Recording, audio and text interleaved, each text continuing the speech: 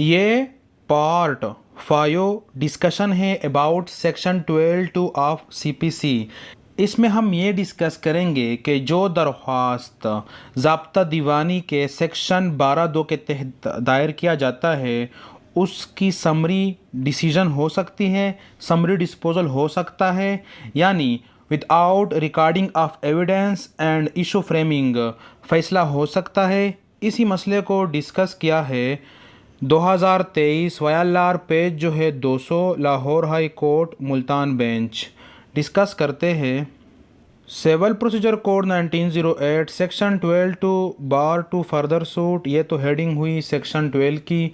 Framing of issues, main issue ये है scope, not mandatory to frame issues and record evidence for the disposal of an application under section 12(2) CPC, as the court has to regulate its proceedings keeping in view nature of the allegations made in the application and adopt such mood as in consonance with justice in the fact and circumstances of the case।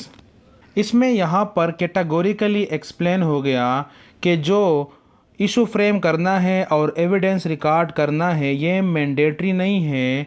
Application under section 12(2) के तहत जो application दायर किया जाता है उसके फैसले के लिए, डिस्पोजल के लिए, बल्कि कोर्ट खुद डिसाइड करेगा, जुडिशल माइंड अप्लाई करेगा कि क्या यहाँ पर एविडेंस रिकॉर्ड कर लेना चाहिए या नहीं, और ये सब कुछ फैक्ट और सरकमस्टांसिस के मुताबिक होता है।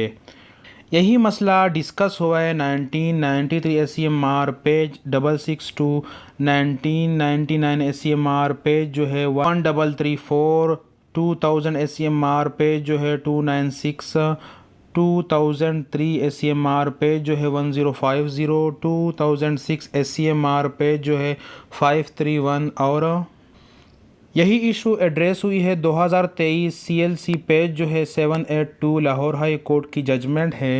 डिस्कस करते हैं civil procedure code 1908 section 12(2) and 3 decree challenged on ground of fraud and misrepresentation conversion of suit into application under section 12(2) CPC। Trial court dismissed the suit of the petitioners being time barred while appellate court allowed the appeal and remanded the case with direction to frame issues, record evidence, and decide the case on merits validity. Cursory reading of the plan showed that the degree impugned was obtained by fraud and the same could not deprive the court of its jurisdiction to decide it as an application under section 12(2) of CPC if otherwise such jurisdiction was available to the court under the law. It was not mandatory in every case to frame issue and record evidence for disposal of such an application. Subsection 3 of section 12 of the CPC governs the procedure to be adopted by the court while disposing of the application under section 12(2) of CPC and without first allowing an opportunity to the civil court. In that regard, the direction issued by the appellate court was unwarranted by law. Revision was partly allowed with the direction to the trial court to proceed with the application of the respondents in accordance with subsection 3 of section 12 of CPC. Revision was allowed in circumstances। इसमें explain हो गया कि जो issue frame करना है और evidence record करना है ये मैंडेटरी नहीं है, और सब सेक्शन 3 जो है सेक्शन 12 ये अमेंडमेंट हुई है पंजाब में, पहली दफ़ा मेरे सामने भी आया। इसको भी डिस्कस करते हैं कि ये क्या है। यही कुछ है कि जो प्रोसीजर अडॉप्ट करना है सेक्शन 12(2) एप्लीकेशन के डिस्पोजल के लिए, वो डिस्पोजल के मुतल्लिक है कि सेक्शन 12(2) एप्लीकेशन को डिस्पोज किस तरह किया जाए। Prior to insertion of subsection 3 in section 12 of code through Punjab Act number A of 2018 dated ये no procedure was prescribed for the disposal of an application under section 12(2) of the code. However, in the cases where the determination of allegation of fraud and misrepresentation involved investigation into the question of fact, inquiry was ordinarily held to adjudicate upon the matter by framing an issue and recording evidence while invoking the provision of section 141 of the code. It was, however, held in various judgments of the Apex Court to be not mandatory to frame issues and record evidence for the disposal of an application under section 12(2) of the code, as the court had to regulate its proceeding keeping in view nature of the allegation made in application and adopt such mood as was in consonance with justice in the facts and circumstances of the case. Explain हो गया कि जो sub section 3 section 12 में डाल दिया गया है CPC में, ये अमेंडमेंट जो हुई है सिर्फ पंजाब में हुई है.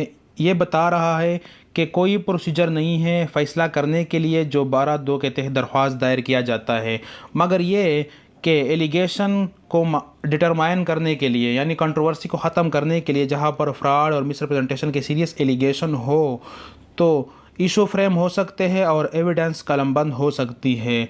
और ये भी बताया गया कि एपेक्स कोड के सूरत में ये जजमेंट में लिखा है कि मैंडेटरी नहीं है कि इशू को फ्रेम किया जाए और ये हो कि एविडेंस को रिकॉर्ड किया जाए, मगर हालात के मुताबिक यानी जब हालात होंगे सीरियस एलिगेशन के तो वहाँ पर इशू भी फ्रेम हो सकते हैं, एविडेंस को भी रिकॉर्ड किया जा सकता है. और ये भी हो सकता है कि जहाँ पर ज़रूरत ना हो तो court directly summary judgement decision दे सकता है 12(2) एप्लीकेशन पर. यही इशू एड्रेस हुई है 2022 वायर पेज जो है 2160 पेशावर हाई कोर्ट की जजमेंट है before Musarrat Hilali justice. Discuss करते हैं. कैटेगोरिकली एक्सप्लेन किया गया है no doubt decision on application under section 12(2) CPC without recording evidence was not against the law. However, it depended on facts and circumstances of each case. Specific allegations of fraud and misrepresentation were alleged against the petitioner which warranted evidence. यानी यहाँ पर तो petitioner ने allegation लगाए हैं fraud और misrepresentation के, तो एविडेंस रिकॉर्ड कर देना चाहिए. लेकिन एविडेंस रिकॉर्ड ना करना, इशू को फ्रेम ना करना, ये खिलाफ कानून नहीं है. मुराद ये कि summary disposal of application under section 12(2) जो दायर किया गया है उसकी समरी डिस्पोजल हो सकती है. और यही इशू एड्रेस हुई है 2022 वायर पेज जो है 363 पेशावर हाई कोर्ट की जजमेंट है. Similar discuss हुआ है in certain cases instituted under section 12(2) of Civil Procedure Code 1908 framing of issues and recording of evidence was not necessary but keeping in view the facts of present case. यानी mandatory नहीं है evidence record करना, issue frame करना. और इसी तरह discuss हुआ है PLD 2021 पेशावर हाई कोर्ट की जजमेंट है पेज जो है 146. डिस्कस करते हैं. Para B Civil Procedure Code 1908 Section 12(2) setting aside of judgment recording of evidence principle while deciding a fate of application under Section 12(2) CPC, court is not always bound to hold a full dress trial like a regular suit. Such is left to discretion of court while dealing with an application under Section 12(2) CPC to decide it on case-to-case basis. If court concludes that material available on record can safely be utilized for making a just decision on application under section 12(2) CPC according to law, then recording of evidence may be avoided to save people from agony of protracted trial. यहाँ पर यह discuss हुआ कि जहाँ पर material evidence available हो, record पर मौजूद हो, तो शहादत कलमबंद किए बगैर कोर्ट जो है 12(2) के एप्लीकेशन का पर फैसला दे सकता है. इसी तरह डिस्कस हुआ है 2021 CLC पेज जो है 884 लाहौर हाई कोर्ट की जजमेंट है. डिस्कस करते हैं.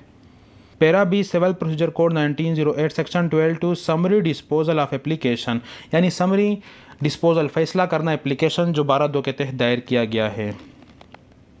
Ordinarily, application under Section 12 CPC was required to be treated like a suit. Issues were to be framed and evidence to be recorded. But in cases wherein from the very outset it was established that application filed under Section 12 CPC was legally not maintainable, the same could be dismissed in a summary manner without framing of issues and recording of evidence. यानी जहाँ पर यह मालूम हो जाए कि application ही maintainable नहीं है तो शहादत कलम बंद करना और इशू फ्रेम करने का फ़ायदा ही नहीं है।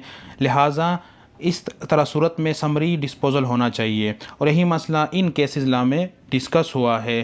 तो हमें मालूम हो गया कि 12(2) के तहत जो एप्लीकेशन दायर किया जाता है, अगर शहादत रिकॉर्ड पर मौजूद हो तो फिर शहादत कलम बंद करने की ज़रूरत ही नहीं है, क्योंकि मटेरियल एविडेंस रिकॉर्ड पर मौजूद है तो बस कोर्ट जो है समरी डिस्पोजल करेगा।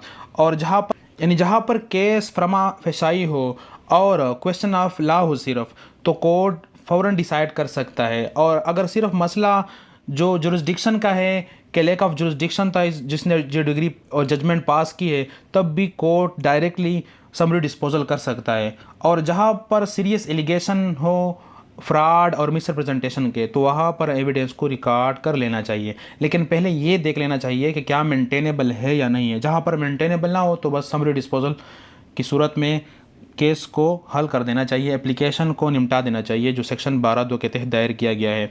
और यही इशू एड्रेस हुई है 2003 SCMR पेज जो है 1050 और 2006 SCMR पेज जो है 531, 2006 PLD पेज जो है 773 और 2001 SCMR पेज जो है 46, 2002 PLD पेज है 500, 2013 YLR पेज जो है 287, 2018 CLC पेज जो है 1471, 2003 CLC पेज जो है 1472, 2021 CLC पेज जो है 884, 2018 CLC पेज जो है 1082 Sindh high court, 2019 CLC page जो है 1012 कराची हाई कोर्ट यानी सिंध, 2018 CLC पेज जो है 1842 लाहौर हाई कोर्ट की जजमेंट है, 2020 CLC पेज जो है 1491, 2022 PLD पेज जो है 138 पेशावर हाई कोर्ट की जजमेंट है। इसमें भी यही मसला एड्रेस हुई है। 2021 PLD पेज जो है 678 लाहौर हाई कोर्ट की जजमेंट है। 2017 YLR पेज जो है 613 लाहौर हाई कोर्ट की जजमेंट है। 2016 CLC नोट पेज जो है 85। इन केसेस लॉ में यही मसला एड्रेस की गई है कि without recording of evidence and issue framing disposal of application under section 12(2) is valid, not against of law.